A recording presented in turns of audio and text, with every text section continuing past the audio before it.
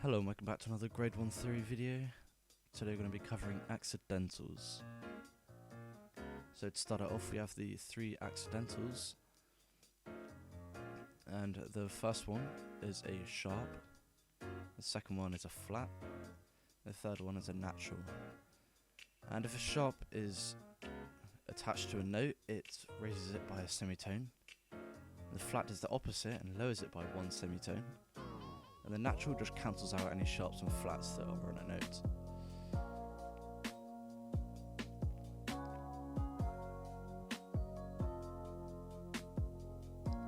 So here we have some examples of accidentals written on a stave, and with all these examples it's really important that you write your accidentals clearly on the stave, otherwise it can be difficult to tell which note each accidental belongs to. These examples, you can see that the middle of each accidental is clearly on the center of the note that it correlates to.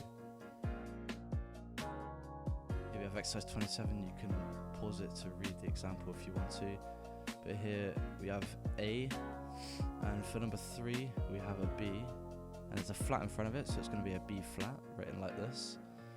And for number 4 we have another B, and because it's a natural, it cancels out the previous flat, leaving it as just B. And 5 here, we have another B, and because there's no previous accidentals in the bar, or there's not one attached to the note, it's just B.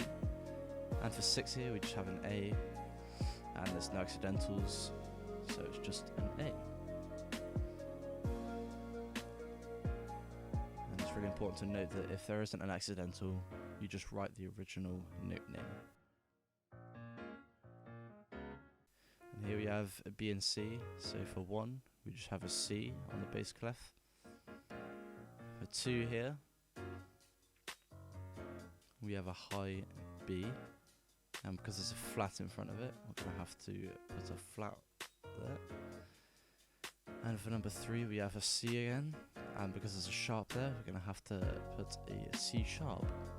And for 4, 5 and 6, we have a descending pattern here, going from C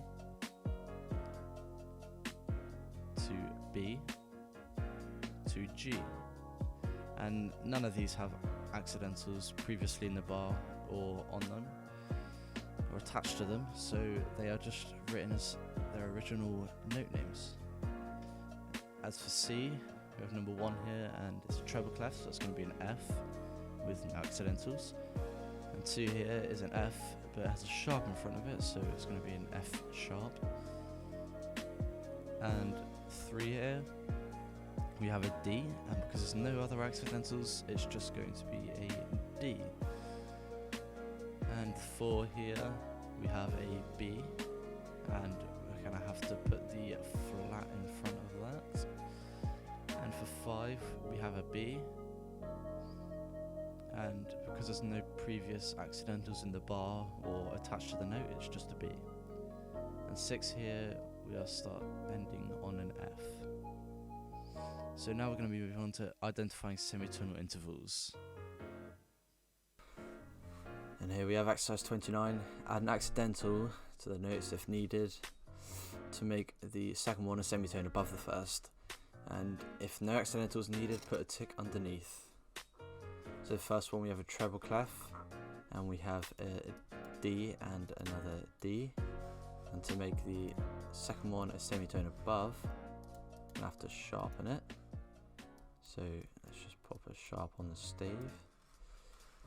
And the next one, we have a bass clef, we have a B flat, and another B.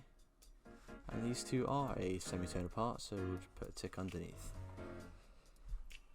And the next one, we have a treble clef, we have a B and a C. And to make them a semitone apart, which they already are, we wouldn't have to do anything, so we'll just put a tick. And the bass clef here, we have a D and an E. And to make these a semitone apart, we're just going to have to flatten the E to make it a semitone apart. And here we have a treble clef. We have an E and an F, and they're semitone apart, so we're just going to put a tick. Next one, treble clef, we have an F and a G. To make them semitone, we're going to have to flatten the G.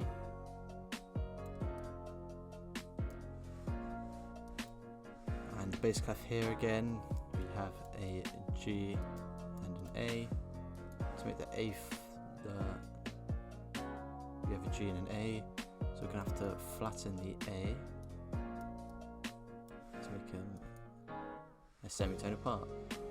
And the last one here, bass clef, we have a C sharp and a D, and these are a semitone apart, so we'll just put a tick.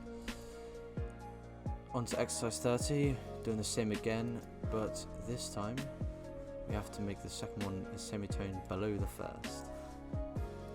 On the bass clef here, the first two notes we have are two Bs. To make the second one a semitone lower, we're going to have to flatten that.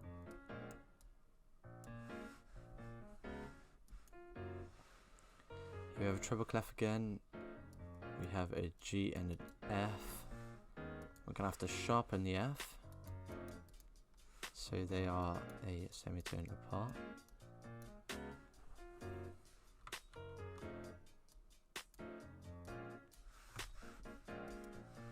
And we have a treble clef here again. We have an F and an E, and these are a semitone apart, so we'll just put a tick underneath.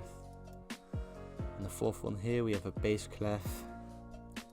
We have an E flat and a D, and these are a semitone apart, so we'll just put a tick. The next one, we have a treble clef.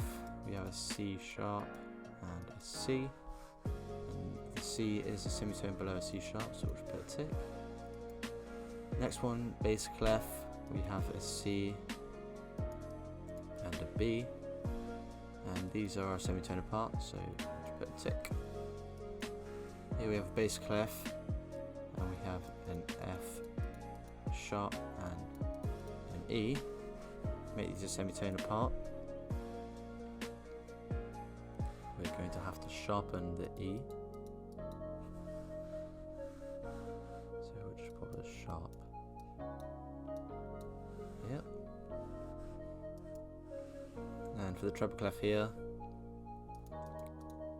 we have two A's. So we're going to have to flatten the second A. That's it for exercise 30.